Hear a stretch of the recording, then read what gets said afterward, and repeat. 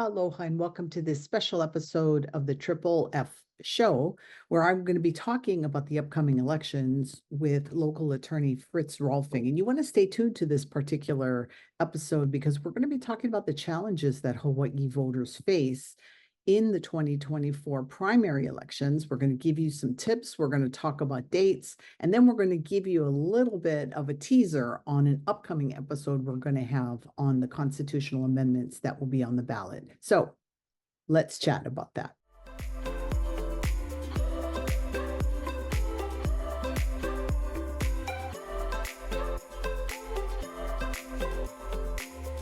Welcome back, everybody. I am here today with a very special guest. I've got Fritz Rohlfing here, and I've known Fritz for a long time, and he is attorney in the state of Hawaii, and he is not Jim Hochberg. So I don't want you guys adjusting your TV going, what? Jim looks a little different there.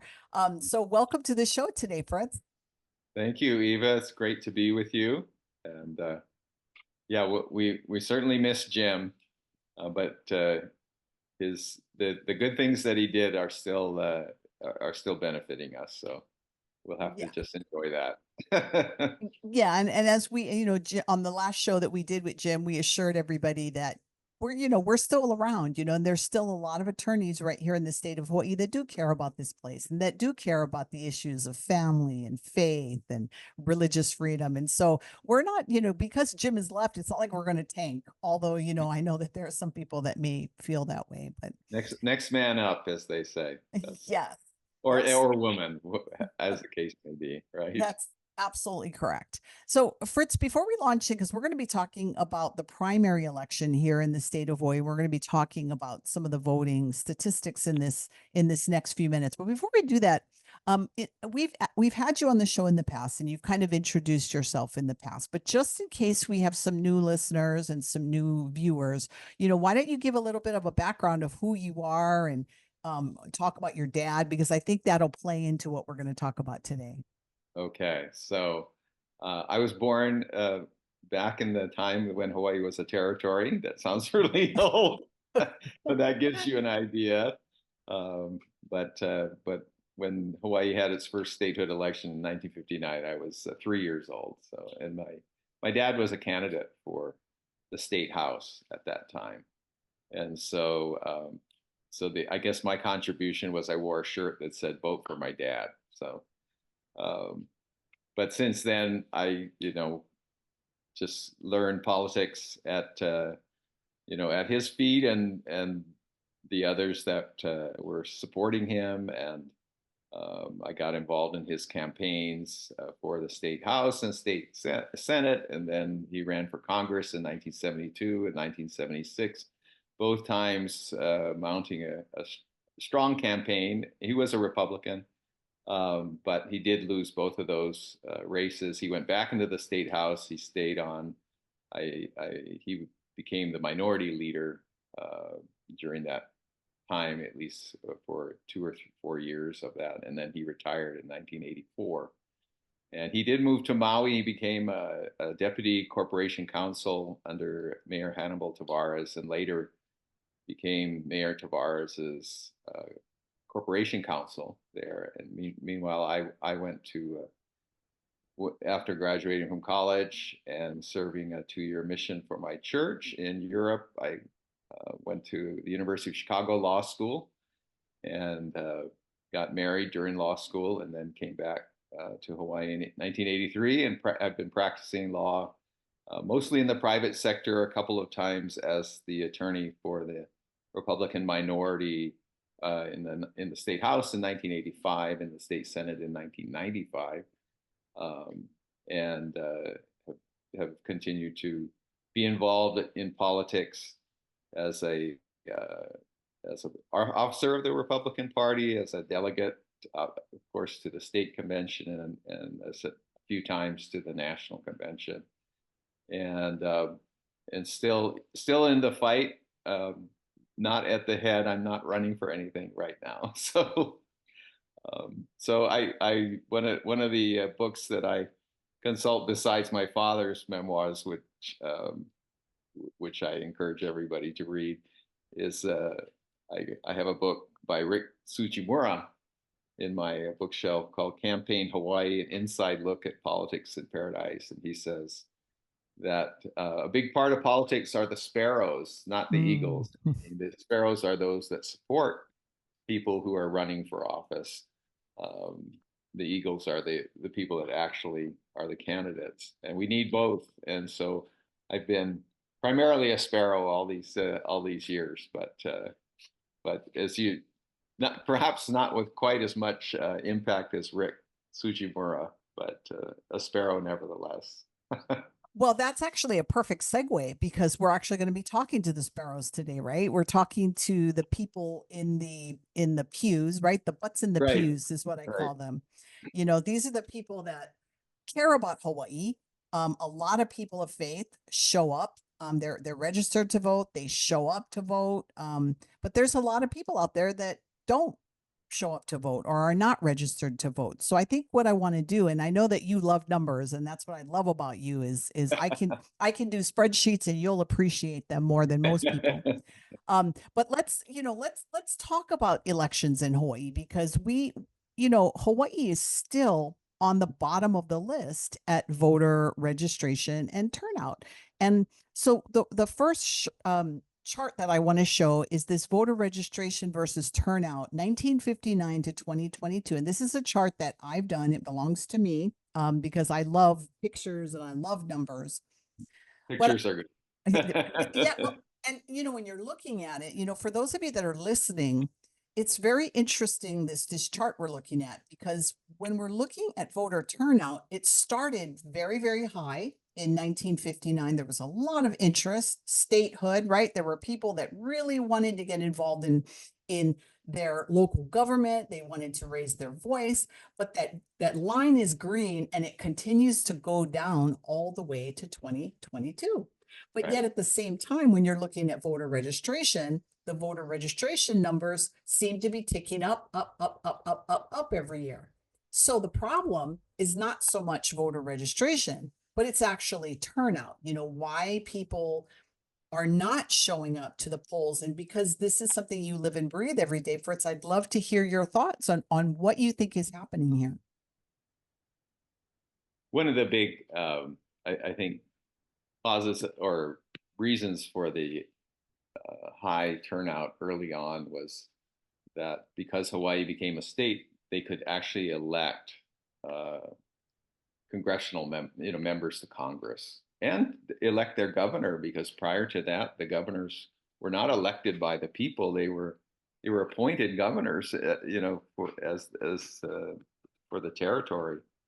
Um, so that was something that had been denied to people because Hawaii had been a territory all the way up until 1959 when it became a state. So that gave them the opening, the opportunity, and people haven't had something for a long time, and then they actually can do something. It is gonna matter. And it was at a time too when uh, the entire state was starting to expand economically, and so um, there was just a lot of energy, and the population was a younger population, um, demographically too. So it started high, and then it started to decline, maybe understandably. Um, but you see back in 1990, it seems to have really, really fallen off the cliff. That's when you see these big declines, and I think the the main explanation for that was, um, as Dan Boylan put it, he said, modern Hawaii political history started in 1954 when the Democratic Party uh, won the state House of Representatives, and up until that time, Hawaii had been a Republican stronghold, and the Democratic Party didn't prevail everywhere in everything. They didn't even win the first, governor's race in 1959. They didn't have the state senate for a couple of years in the early 60s. But over time, they became not only majority party, but the dominant party. And by 1990, they were so consistently successful that I just think that made people feel that it might not really matter if we vote because one party's candidates, and these are general election numbers, right? One Right. party's candidates are going to generally prevail, and as we know, it's been even more so that incumbents will win, and even Republican incumbents generally will win their reelection campaign. So with less, you know, with less inter-party competition, and with greater staying power for incumbents, maybe also kind of the making of politics into a career rather than a citizen, a service that people give up 4 to 8 years of their time to serve in a a part-time legislature, but rather they make it a 30-year, 40-year career. It's just hampered competition, and it's your chart is really helpful, and it's very informative, I think, because it shows that big decline. And I was able to see your chart, by the way, on my computer. Oh, good. But now I'm looking at my screen also that you emailed to me. But it does show that dramatic decline in the 90s. And then it kind of seems to have started to level off a little bit in the 2000s. There's still a little decline going on. And we got a little spike up. Was that in 2020 or? Yeah, it seems like, and I might be reading this wrong, but I think that it does go up though in a presidential election year, right? Yeah, that's generally what happens. And so, and 2020, well, 2020 was an important presidential year, as we know. Mm-hmm. So more voters tend to vote generally across the nation, and now in Hawaii during presidential election years. So you're going to get a higher turnout for that.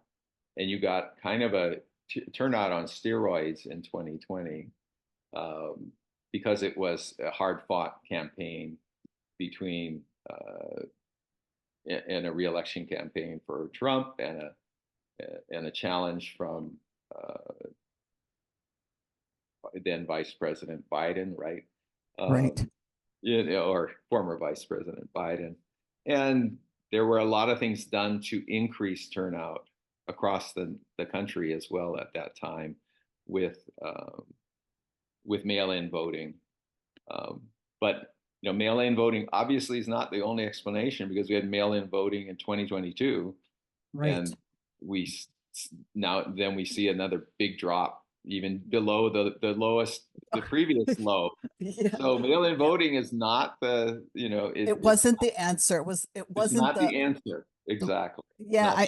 There are and- other things that contribute to voter turnout besides mail-in voting. well, and of course, this is just my opinion, is that everybody keeps focusing on voter registration, even in our circles. People keep going, got to get people registered, and I'm like, it's not the registration, and I've seen Yeah. more and more of that over the past years. Now, jokingly, I always say that people tell me that they don't vote, even though they're registered, they don't vote because they don't want to pick between Satan and the Antichrist, and that's how they feel with some of these names on the ballots. And to me, that shows that we really are not doing a good job. And this is where we put a lot of our efforts into pastors. They should be identifying really good people in their communities that Yeah. would make good statesmen and stateswomen.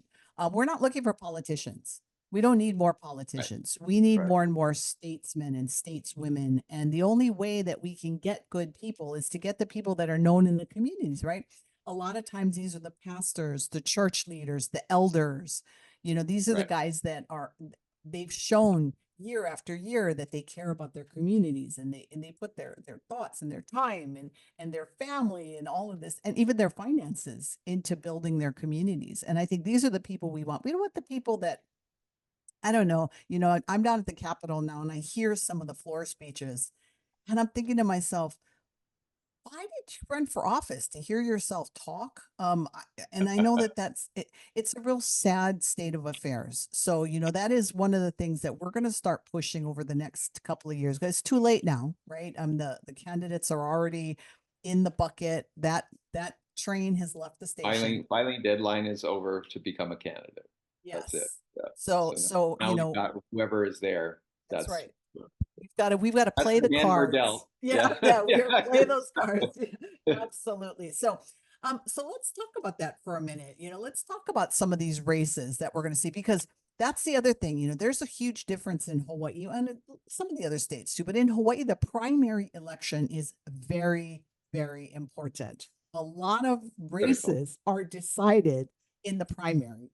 And so there are some really interesting races that are coming up that, we're kind of watching. And so, I'd like to get your thoughts on some of these races. So you go first. Give me an interesting race Well, you're I think watching. the first thing to understand is we have in Hawaii we have what's called an open primary, meaning you do not register with the state in one political party or another, right? So you don't have to declare to the person passing out the ballots, which ballot you're going to take, to, which party's ballot you're going to be choosing. You do that in the voting booth, or if you go to a voting booth, which there's not too many of them available anymore, or you get it in the mail, but you choose one ballot to vote on, meaning you choose one party's set of candidates to vote for. So you do have to select a party, but you don't have to tell anybody, and there's no record of who is voting, for a particular party or in a particular party's primary or not. So um, people can register, people can sign up to be a Democrat or Republican with the party, but that doesn't affect what ballot you choose. So even if you're supporting the Republican Party, you're even involved in the Republican Party, if you decide to take the vote in the Democratic primary, you can do that, and vice versa. Somebody who identifies as a Democrat could just decide one day, for this election, I'm going to vote the Republican primary ballot, and that is very troubling to a lot of partisans, that there is that. And you have to, and to be clear, you have to go down that ticket, right? So if you decide in the primary that you're going to do Democrat, you have to do all Democrats. You can't That's a really good forth. point, Eva. If you decide, well, I'm really interested in who's running for the United States Senate, and I want to vote for maybe somebody other than the current incumbent, and you vote for a Democrat who's running against that Democrat incumbent, you need to stick on that party going down the line of the partisan races, U.S. House of Representatives, the governor's race, the lieutenant governor's race. If we don't have a governor's race this year, but and all the reps. So yeah, that's something I think. I was looking on, because you sent me an article that had come from the Honolulu Civil Beat. I saw their headline today, and there was an article, I think, by Chad Blair saying, "Why can't I vote for whoever I want in the primary? I can mix and match. I can do the Democratic primary ballot for U.S. Senate, and then I can do the Republican primary ballot for State House. But you can't do that. You have to stay on on track." On that particular ballot in the primary. And it can be confusing to people. It can be frustrating too, if you have different people you want to vote for of different parties. But yeah, you have to choose between saying you pick the Republican, pick the Democrat ballot, but you have to you can only fill out one. And if you fill out more than one, I think they just void both ballots. Okay. No, they do. And the spoiled ballot's important. I mean, that's Yeah. you can say you voted, but if you make a mistake, and your ballot gets spoiled, Yeah. that's it. Yeah. So it Yeah. is tricky. But Yeah. we have both, yeah, some interesting Democratic Party primary races and Republican Party primary races, and it will depend on what district you're in and who's running as to which might be more interesting to people. Well, I can tell you that a big race that we're following because it will affect the Speaker of the House is the race between Scott Saiki and Kim Koko Iwamoto. And what's interesting about this particular race, right, is that in the last elections, Saiki narrowly defeated Yeah. Iwamoto. And so I think it was like 161 vote difference or something. So this is huge. And I think people really need to realize that, by just looking at someone's posters, right? That might be stuck up on the wall, or maybe watching them stand on the side of the road and wave. And even maybe the way they come across in interviews and all that, you really have to know what that person stands for. And so this is my new thing, Fritz. This is what I tell people, for me personally, because I've been doing this a long time. So they tell me, well, Eva, how do you decide? Yeah. So I look at three things when I'm deciding on my candidate. The first one is policy.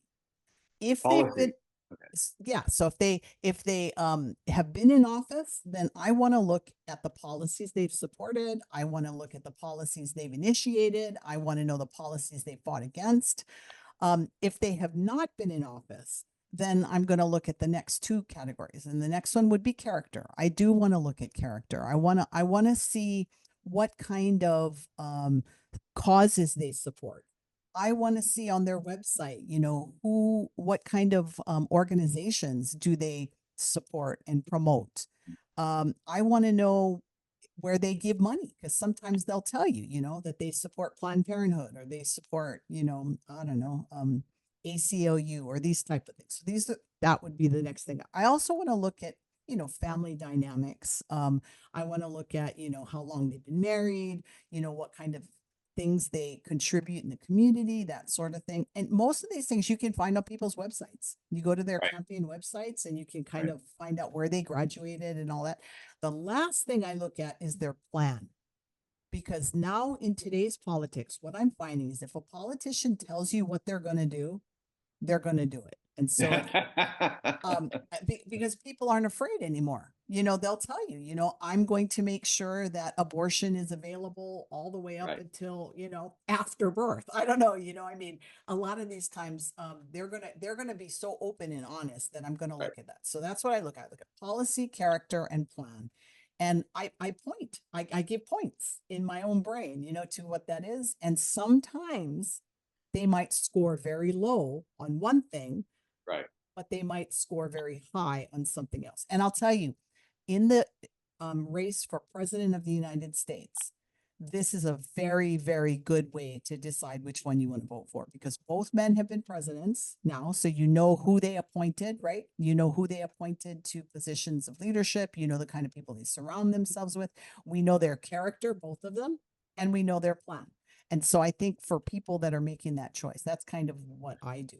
It's not a mystery, especially when you get on the presidential level, which is why you don't have a lot of undecideds really in that race. People tend to know who they want. And they argue, right? I mean, I've seen so much anger now. Somebody will say, well, I support so and so. And then, boy, man, people come out of the woodwork. Yeah. But I think that we really have to, and even in all of our local races, right? We really have to get out of this mentality of, well, they've been in office for 20 years, I went to Right. school with them. They're my brother's friends, cousins, nieces, uncle's friend, and they're a good person. And I think we really have to start remembering that our vote, and I say this when I do our training, is our vote keeps on voting. So when you vote for someone and they get into office, then they're going to continue to vote. And Right. so, I want to make sure that my vote, as it's continued, is going to be votes that I would be appreciative of, right? A little Alan, older term that was used for the plan, which is something I think we all understand. They call it the platform, right? Yes. It's Yes. a formal name for the plan that the parties put forward, but each candidate really does have a platform. The platform is what you stand on, right? And Yep. it's not made of wood and nails. It's made of plans and promises and principles, right? Yes. So I think that's a really Principles. I like that. good I like that. So, yeah. so I'll add the principle to the plan, because you're right. That to me, I think it's really important that these are the things we're thinking about, right, when we're casting our ballot. I mean, there's a few other races. I mean, there's Kanani Souza is a Republican that's running against another Republican, Sheila Medeiros, and there's been some interesting things in the news about that particular race. Trish Lachika in my area, which is in Mililani, is going to be running against Ken Inoue, who's the son of Daniel Inoue. Now he's really young. He's very, very young. And so people are, kind of wondering, how this is going to turn out. So I think there's going to be other races. And Fritz, I'm going to have you back on the show so we can really start watching, because what's going to happen is all of great. Yeah, because all these voter guides, right, are starting to come out now from lots of organizations. And so what I want to do is I want to dedicate a show to all the different voter guides that are out there, and just kind of, we can evaluate, where some of these. That is a great idea, Eva, because we can access these voter guides online, right? We don't have to.